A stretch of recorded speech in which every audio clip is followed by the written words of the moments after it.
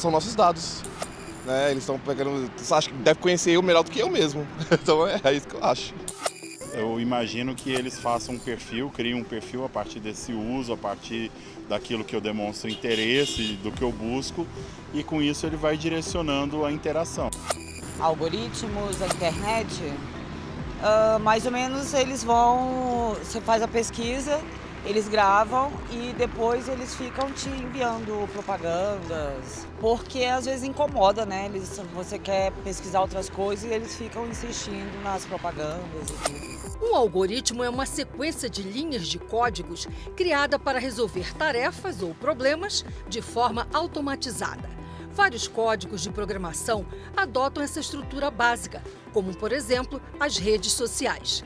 Esse tipo de conhecimento pode garantir mais eficiência na hora de definir qual publicidade irá atrair o consumidor e até influenciar opiniões sobre religião, política. Para quem não é ligado em tecnologia, é difícil mesmo saber o que é algoritmo.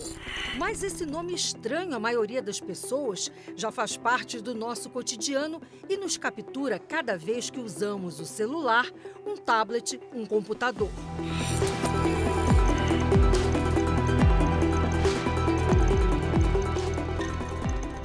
Os algoritmos, eles existem há muito mais tempo do que nós imaginamos, né?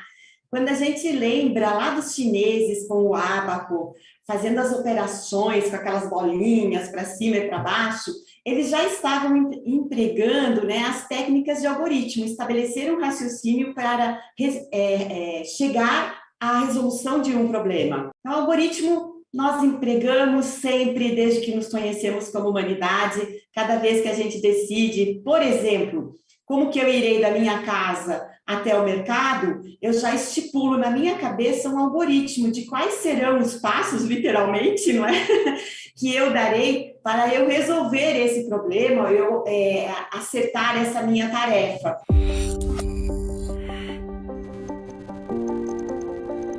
Eu costumo fazer uma comparação que hoje os algoritmos, eles são o grande segredo industrial do tempo moderno, né? Já foi, por exemplo, qual era a fórmula secreta da Coca-Cola ou do molho especial ali do sanduíche do McDonald's. Hoje a gente está falando, né, que um produto onde, né, todo mundo quer entender a regra sobre como eles são produzidos ou como são feitos, são de fato, né, os algoritmos das redes sociais. Porque assim, né, dado o nosso ambiente de consumo de informação, e aí a gente fala, né, política, sobre questões comportamentais, sobre questões que vão envolver consumo, etc., são, né, comportamentos eminentemente digitais, independentemente do perfil, né, sociodemográfico que a gente está falando, isso no Brasil e no mundo.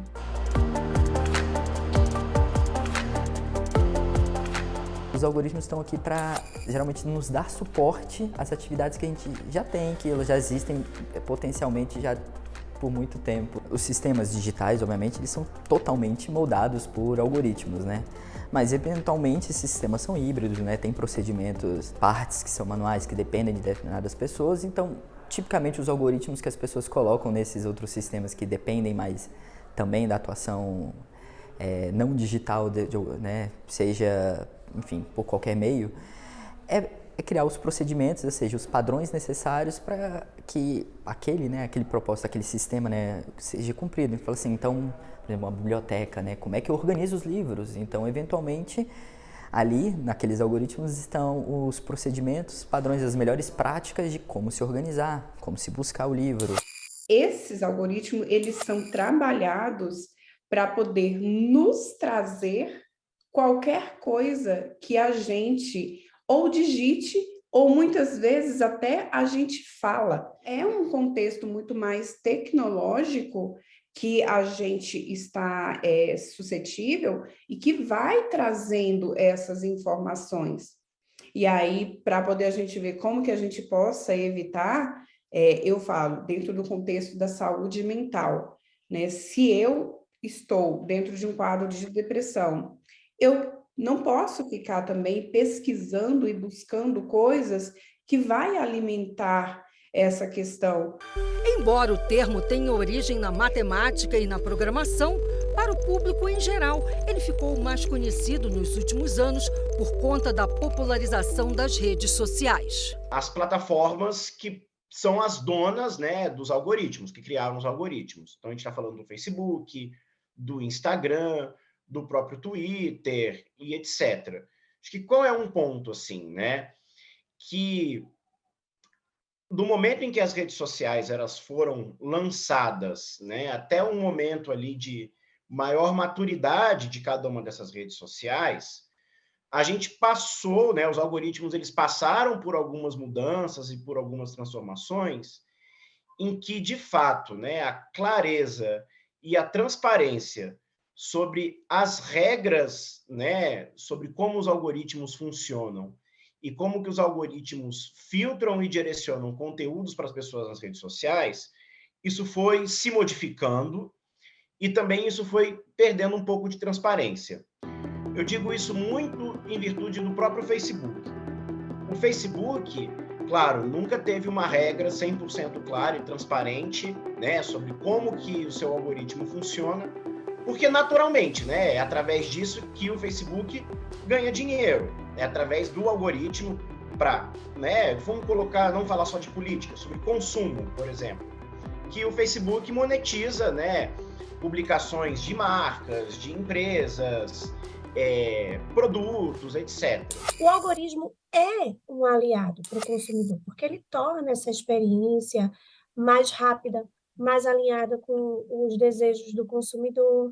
Ele dá um acesso mais fácil ao que o consumidor de fato deseja, inclusive a uma maior variedade de marcas, de preços, de produtos, de diferenciais. Por outro lado, ele também influencia caminhos, né? Ele também influencia comportamentos, preferências e, obviamente, direciona produtos, serviços, conteúdos. Então, sem dúvida, quando a gente fala em perfilamento, quando a gente fala em algoritmos, o consumidor ele tem que estar dentro desse contexto de análise. Tão urgente quanto saber o que são algoritmos e como funcionam é o debate sobre o poder atual dos sistemas inteligentes, que entraram definitivamente em nossas vidas para o bem e para o mal. No Curta Algoritmo, uma produção de Brasília, o governo totalitário de um futuro distópico, sem esperança, uma vida intolerável, controla o fluxo de informações e pessoas começam a desaparecer misteriosamente.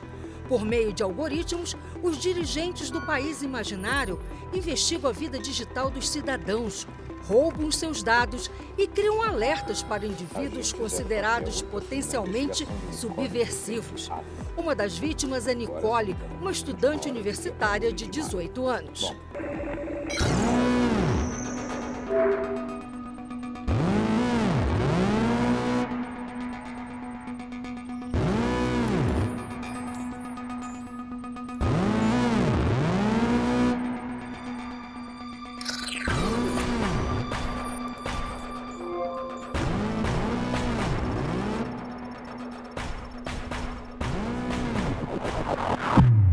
A ideia era a gente fazer um filme que discutisse um pouco a questão da vigilância digital, né? Mostrar como a gente está próximo de um cenário como 1984, em que os governos tinham acesso a tudo que a gente fosse fazer. E a ideia era criar um cenário fictício onde um governo pudesse monitorar os seus cidadãos e saber exatamente o que eles estão fazendo ou não e catalogar eles, né? Colocar etiquetas nos cidadãos, assim, do tipo, esse é subversivo, esse não é.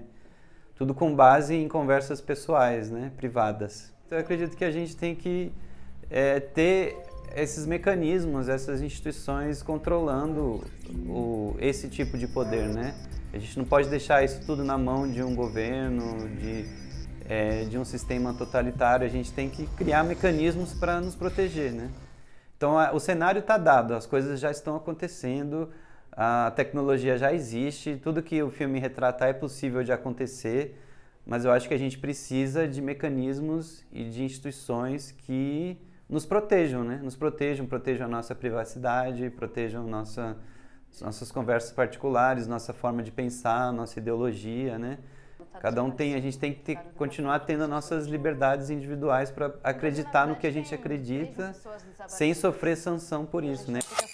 Toda a tecnologia, nós sempre temos que levar em consideração, né, o lado bom e o lado ruim, vamos dizer assim, né, o positivo e o negativo, não é? Eu gosto sempre de falar o exemplo do Einstein, da bomba atômica, não é?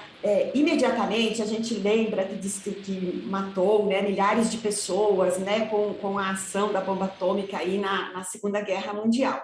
Em contrapartida, quando a gente olha hoje o quanto que a tecnologia utilizada para a bomba atômica foi melhorada, expandida, e que nós conseguimos hoje ter numa usina de um tamanho de uma caixa de sapato, a gente consegue prover, né, energia elétrica para uma comunidade de até 30 mil habitantes durante um mês. Eu acho que isso é fantástico, perto daquilo que nós conhecemos de pessoas que não têm acesso à energia elétrica, por exemplo. O servidor público Alan Matos já está plugado no futuro. Ele escolheu viver no mundo da tecnologia digital. Minha vida é o celular hoje em dia, né? Eu faço tudo nele, agendo viagens, trabalho, converso, conecto, pesquiso. É minha televisão, é meu jornal, é meu telefone, é tudo. Hoje é meu celular. Na verdade, é um estilo de vida, né? É um estilo de vida quanto menos coisas, melhor, tipo minimalista. Então a gente não precisa de muito a gente percebe que o pouco a gente se satisfaz. Então hoje, com o celular, com a tecnologia, com o notebook, com 2 telas, né, igual você falou, a gente consegue conectar o todo. Não é necessário mais um método antigo, né, que seria uma casa com um sofá e uma televisão, com uma TV aberta funcionando. A gente não precisa mais disso. É muito mais fácil eu estar falando com o outro através de um aplicativo, de uma rede social, de um WhatsApp, do que eu entrar em contato físico com a pessoa. Uma coisa que a gente está estudando muito dentro da psicologia, que já vinha sendo sinalizado antes da pandemia e agora com a pandemia ficou muito mais fortalecido, é a síndrome da cabana. O que é a síndrome da cabana? É quando o meu espaço de casa, o meu quarto, muitas vezes, ele fica sendo aquele ambiente totalmente seguro, que faz com que eu não precise me expor nem a doenças, nem a crítica que o outro muitas vezes vai fazer. Para especialistas em direitos do consumidor, um dos grandes dilemas do mundo digital é o destino dos dados, informações confidenciais dos usuários de internet que os algoritmos podem manipular por meio de dispositivos tecnológicos. Nós estamos no que muitos chamam de capitalismo da vigilância, né? Em que a gente utiliza toda a experiência humana, a partir de vozes, até mesmo personalidades, inclusive emoções, como matéria-prima. É uma matéria-prima quase que gratuita para ser traduzida em dados comportamentais. Acaba que a gente tem também o que outros denominam de varejo de dados. Quando atores, né, muitos atores envolvidos em tecnologia, em desenvolvimento econômico, acabam transacionando esses dados pessoais de forma cooperativa, inclusive para fins de publicidade. Obviamente que os consumidores, eles são os maiores focos dessa nova economia. Eles são os mais afetados e, por sua vez, eles devem ser também os mais protegidos, né? A partir de uma breve pesquisa que o consumidor às vezes faz online, ele já recebe uma grande quantidade de anúncios. Apesar de parecer e muitos usuários considerarem as redes sociais um território sem lei, o Brasil possui uma legislação ampla sobre proteção de dados pessoais na internet e crimes cibernéticos, conhecida como LGPD. Ela tem, explicando, né, de maneira muito breve, ela tem por objetivo dispor sobre o tratamento de dados pessoais né, inclusive nos meios digitais, seja de pessoas naturais, pessoas jurídicas, de direito privado, direito público, e tem por objetivo a proteção, a palavra-chave é proteção de direitos fundamentais, de liberdade e de privacidade, bem como o livre desenvolvimento da chamada personalidade da pessoa natural. O artigo 20, ele confere um direito ao titular de dados, né, que tenha, né, sofrido alguma decisão automatizada. Essas decisões automatizadas, elas ocorrem nas mais variadas esferas. Por exemplo, quando estamos falando do chamado score de crédito, né, instituições financeiras, com base em análise de dados, né, dos seus clientes, fornece mais ou menos créditos em melhores ou piores condições, a depender justamente da qualidade, né, desses dados que a pessoa apresenta.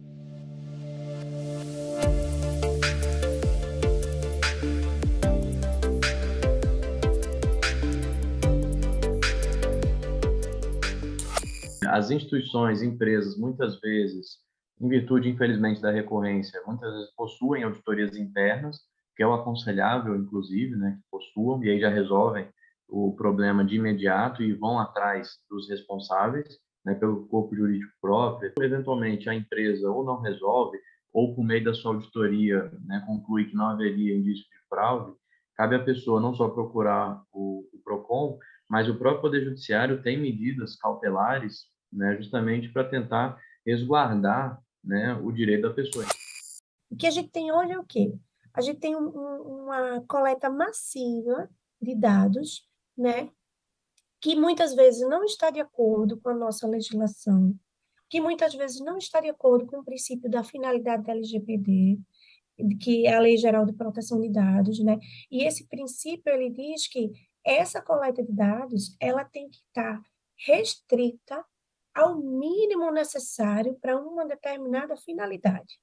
Além de diversos outros princípios, a gente vê como é importante essa minimização da coleta de dados, como é importante essa abertura de informação para o consumidor. A gente tem no nosso sistema legal que a gente chama de autodeterminação informativa, que é quando a gente pretende garantir às pessoas que elas possuam um pouco mais de controle sobre os seus dados, né? A gente tem aí, claro, um longo caminho ainda no Brasil para que a gente consiga chegar nesses momentos, para que a gente consiga chegar nesses ambientes de mais respeito, de mais transparência, de autodeterminação informativa, né? E especialmente aqui no Brasil, que a gente não tem uma cultura de proteção de dados pessoais. O nosso controle hoje sobre os algoritmos é muito pequeno, tá? Por conta desse segredo industrial que são os algoritmos, né? Se sabe muito pouco. As plataformas, elas não têm transparência total, né, sobre como funcionam.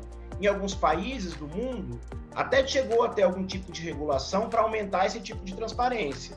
Mas vai entrar muito também numa discussão longa, né, sobre, enfim, a lógica de mercado, sobre uma lógica capitalista mesmo, que em que medida, né, que a propriedade intelectual desenvolvida pelas próprias redes, que são, né, os algoritmos, eles são, né, devem ser 100% transparentes. O que de fato mudou aí em relação a essa questão dos usos dos dados pessoais das pessoas nas redes sociais é a Lei Geral de Proteção de Dados no Brasil e os seus casos análogos na Europa, nos Estados Unidos e por aí vai.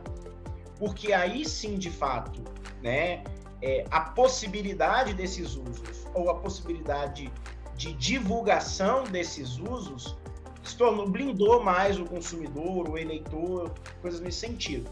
Esse foi um avanço natural ali nas democracias. Outra polêmica em relação aos algoritmos é o uso político e eleitoral da ferramenta. Um dos episódios mais emblemáticos foi a campanha à presidência dos Estados Unidos em 2016. O tratamento intensivo de dados recolhidos em pesquisas e algoritmos teria sido decisivo na vitória de Donald Trump sobre a candidata Hillary Clinton.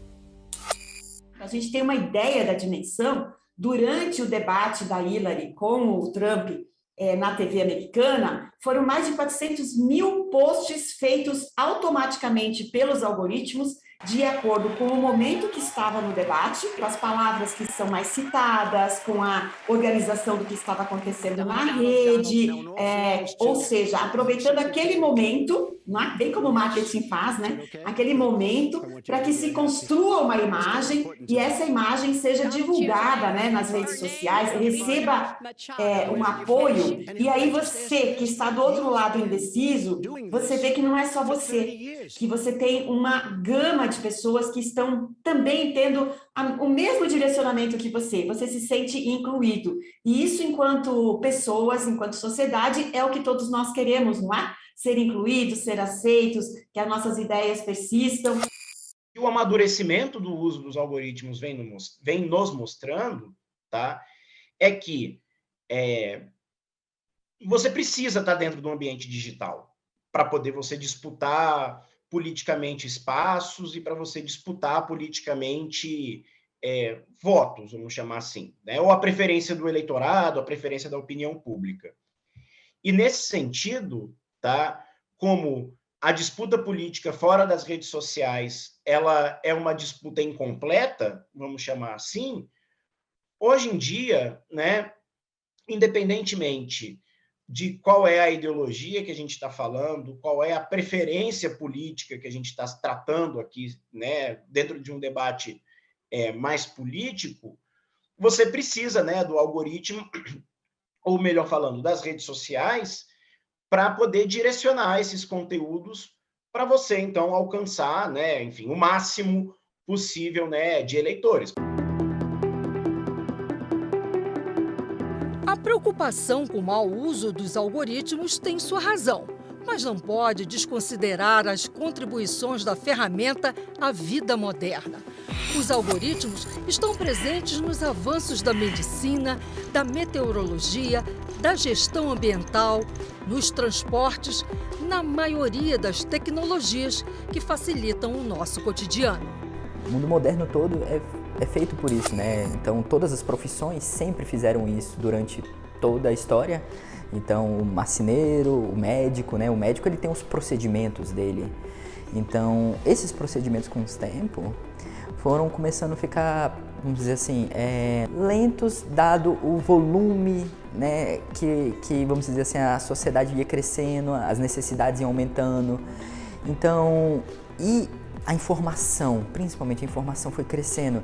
Então, o próprio médico ou o bibliotecário, agora ele lida com muito mais informação do que ele lidava, sei lá, 100 anos antes.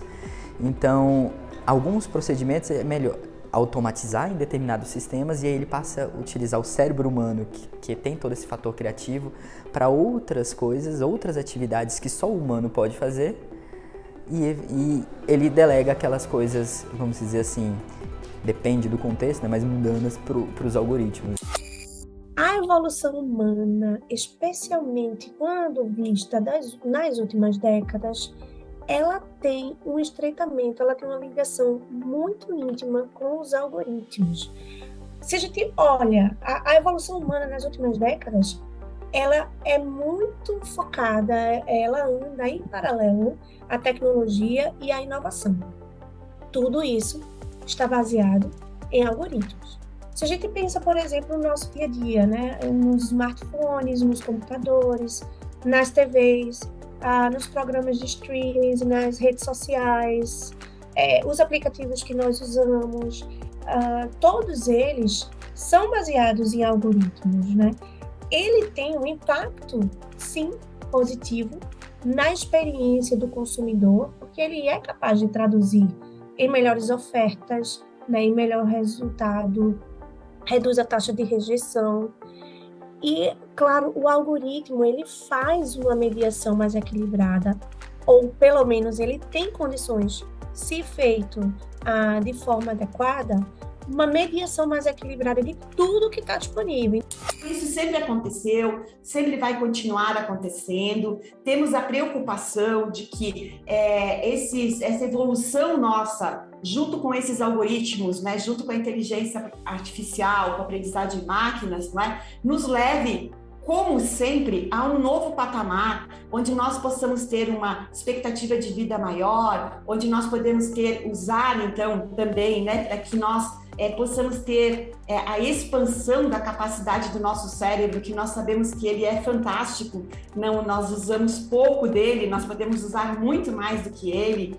Então, esse acesso à tecnologia é que tem que ser garantido para todos. Então, não que esses algoritmos fantásticos que já nos ajudam a fazer exames médicos mais elaborados, que eles também estejam acesso, né, a toda a população e não somente a uma camada privilegiada da população, que a gente está vendo que não necessariamente tem a ver com recursos financeiros. Esse acesso pode ser de recursos mesmo, de você estar habilitado num país, de estar habilitado numa sociedade agora que vai levar em consideração o conhecimento, a preparação, e esse tipo de diferenciação é o que me preocupa, que a gente não tenha e que a gente consiga, não é? Com que todos possam fazer uso desses resultados fantásticos que a tecnologia tem nos trazido.